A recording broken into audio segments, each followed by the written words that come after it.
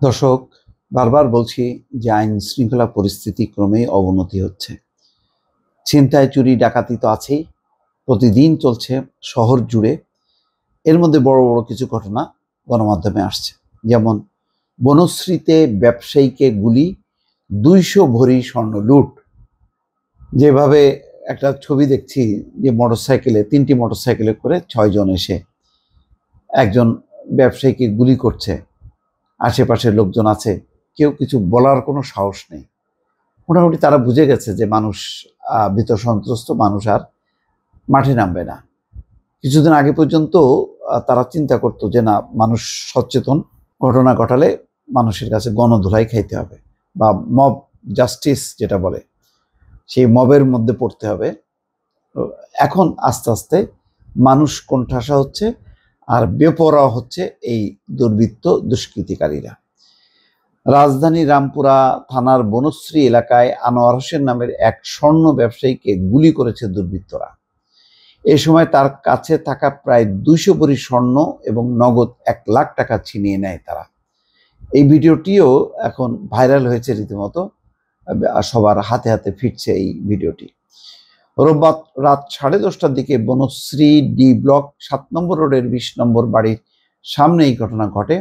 পরে রাত 12টার দিকে গুলিবিদ্ধ অবস্থায় তাকে উদ্ধার করে ঢাকা মেডিকেল কলেজ হাসপাতালের জরুরি বিভাগে নিয়ে আসা হয়। চিন্তা করেন, সেই রামপুরা, সেখান থেকে বনশ্রী, সেখান থেকে ঢাকা মেডিকেলে আনতে হয়েছে। কাছাকাছি এমন কোনো হাসপাতাল নেই যে দ্রুত তাকে সেখানে নেওয়া যাবে।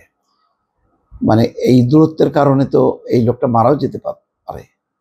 একাধিক সূত্র বলছে, ব্যবসায়ী আনোয়ার হোসেনকে লক্ষ্য করে কয়েক রাউন্ড গুলি ছোড়া হয়েছে। এই সময় তার পায়ে এবং পিঠে ধারালো অস্ত্র দিয়ে বেশ কয়েকটি আঘাতও করা হয়েছে। দুর্বৃত্তরা তার সঙ্গে থাকা 200 ভরি স্বর্ণ এবং নগদ টাকা লুট করে নিয়ে যায়।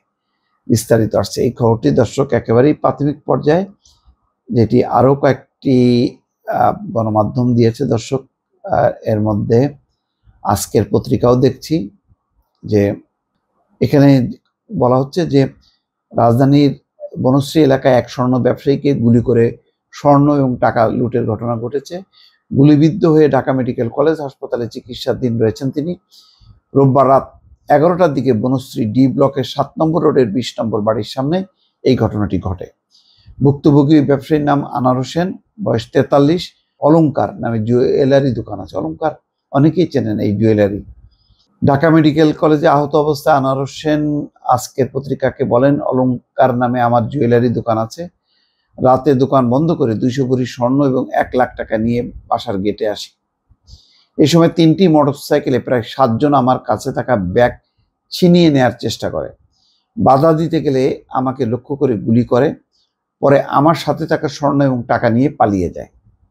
ঢাকা মেডিকেল কলেজের পুলিশ ক্যাম্পের ইনচার্জ বাচ্চু মিয়া বলছেন, বনশ্রী থেকে এক ব্যক্তি গুলিবিদ্ধ হয়ে মেডিকেলে এসছে, জরুরি বিভাগে তার চিকিৎসা চলছে। ওই বাসার তত্ত্বাবধায়ক কেয়ারটেকার পিয়ারুল ইসলাম জানান, আনোয়ারের চিৎকার শুনে আমরা সবাই বের হওয়ার চেষ্টা করি। পরে গুলির শব্দ পাওয়ায় কেউ আর সাহস করেনি। মোটরসাইকেল চলে যাওয়ার পর রাস্তায় নেমে সবাই তাকে গুলিবিদ্ধ অবস্থায় দেখতে পায়। এই বিষয়ে ঘটনাস্থলে থেকে রামপুরা থানা পুলিশের পরিদর্শক তদন্ত আতাউর রহমান বলেন, একটি ভিডিও ভাইরাল হয়েছে, সেটা দেখে কিছুটা ধারণা করা যাচ্ছে। তাছাড়া সিসিটিভির ফুটেজও পাওয়া যাবে। আশা করি দ্রুত অপরাধীদের আইনের আওতায় আনতে পারবো। ভাই, ঘটনাটা তো ঘটাই যাচ্ছে, এবং তারা যে বেপরোয়া, মানে এটার ওষুধ একটাই, আবার হাসিনার আমলে মনে ফিরে যেতে হবে। হাসিনা ক্রসফায়ার এনকাউন্টার এটা ব্যবহার করত প্রতিদ্বন্দ্বী বা বিরোধী রাজনীতির বিরুদ্ধে।